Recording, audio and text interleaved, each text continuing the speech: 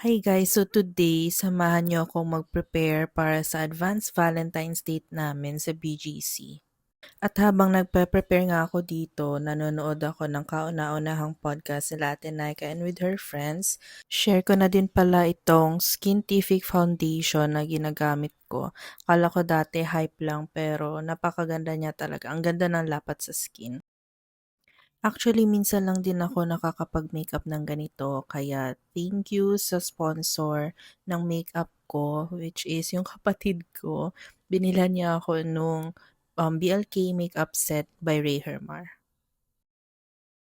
So, konting background lang. Almost a year na kami nakatira dito sa Cavite, kaya sobrang miss na rin naming mag-date or maglakwatsa sa BGC. Kasi dati nung nasa Taguig pa lang kami, almost every other night or maybe 3 times a week, pumupunta kaming BGC. At dito na nga ang ating itsura for tonight. Ganda-gandahan! So, galing sa condo, nag-grab car na lang kami papunta sa first stop namin, which is yung Caravan Black.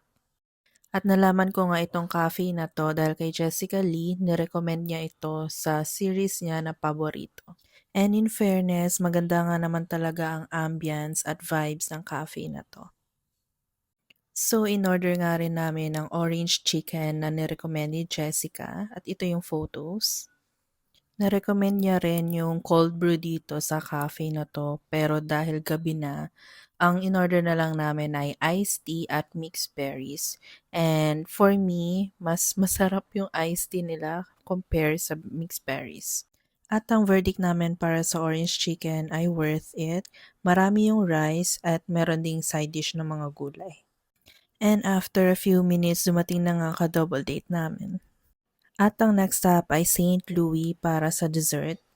At sa sobrang sarap at kabusugan din na nga pala namin napicturan. After nun, naglakad-lakad na lang kami sa BGC. At akala nga namin lakad na lang to kasi halos close na yung mga shops pero bukas pa ang bench tower. Kaya ayan, may dala-dalang mga paper bag. And ayun lang guys, thank you so much for watching.